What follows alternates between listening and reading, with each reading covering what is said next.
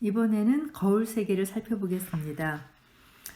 실제 세계의 모습, 정보, 구조 등을 가져가서 복사듯이 만들어낸 메타버스를 거울 세계라고 합니다. 현실 세계의 효율성과 확장성을 더해서 만들어집니다. 구글 어스나 네이버 맵 등에서 제공하는 서비스도 거울 세계에 해당합니다.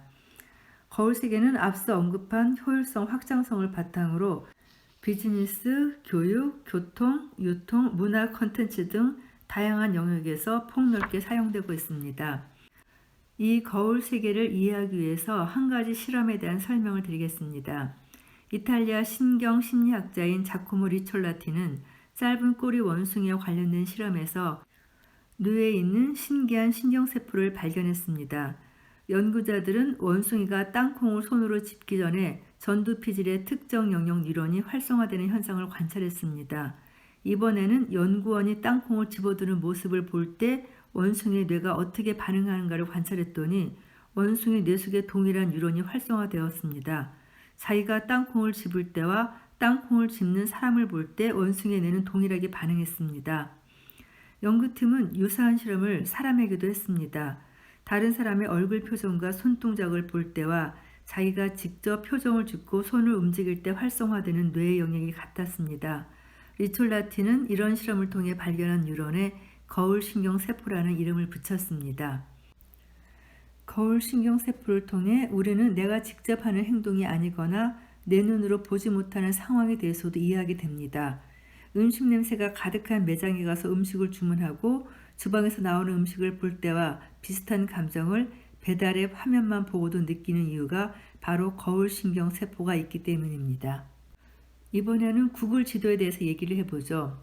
구글은 지도 서비스를 2005년 2월에 발표한 이후 지금까지 지속적으로 업데이트하면서 서비스를 확장하고 있습니다.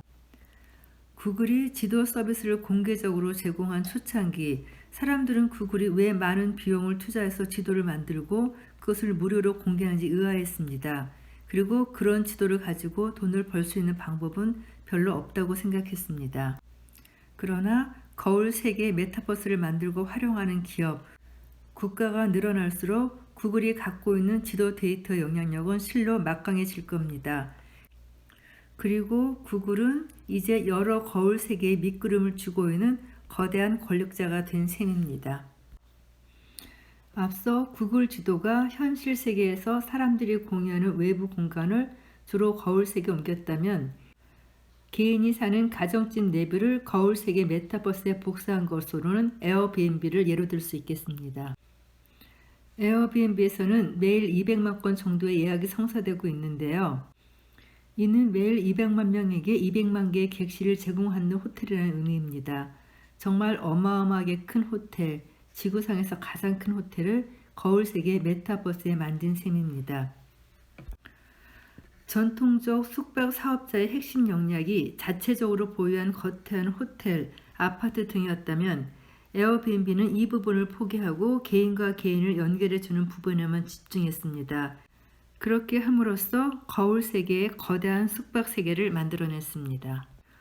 또한 코로나19 이후 대표적으로 급부상한 화상회의 서비스 줌 비디오 커뮤니케이션도 대표적인 거울 세계의 예라고 할 수 있는데요.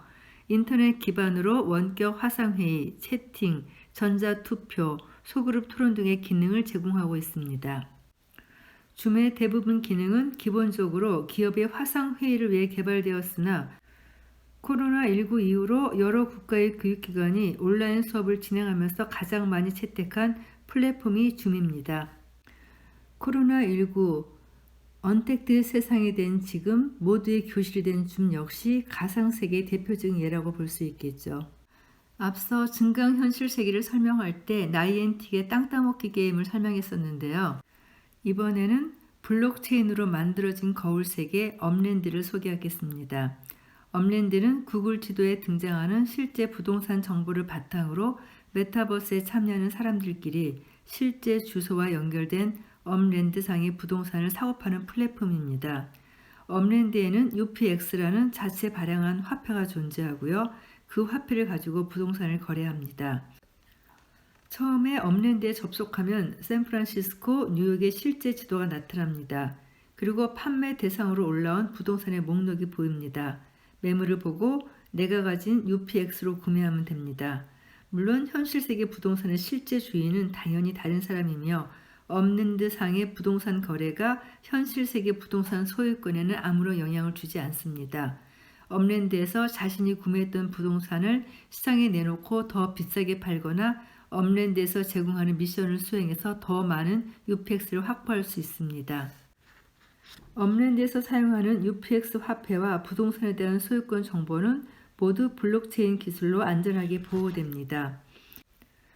업랜드는 장기적으로 업랜드 안에서 사용자가 벌어들인 UPX를 현실 세계의 화폐로 환전해주는 사업 모델을 계획하고 있습니다.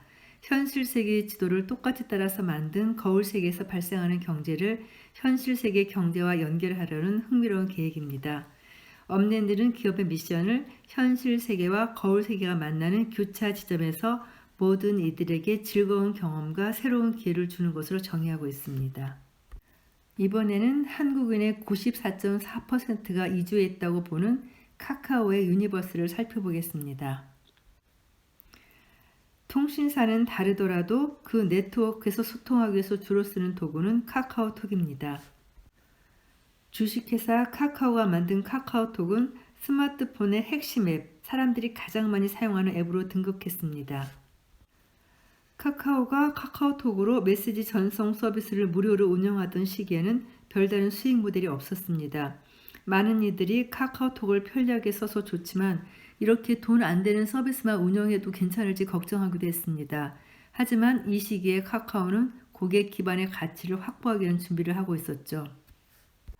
카카오가 카카오톡을 통해 확보한 고객 기반은 실로 어마어마한 규모입니다.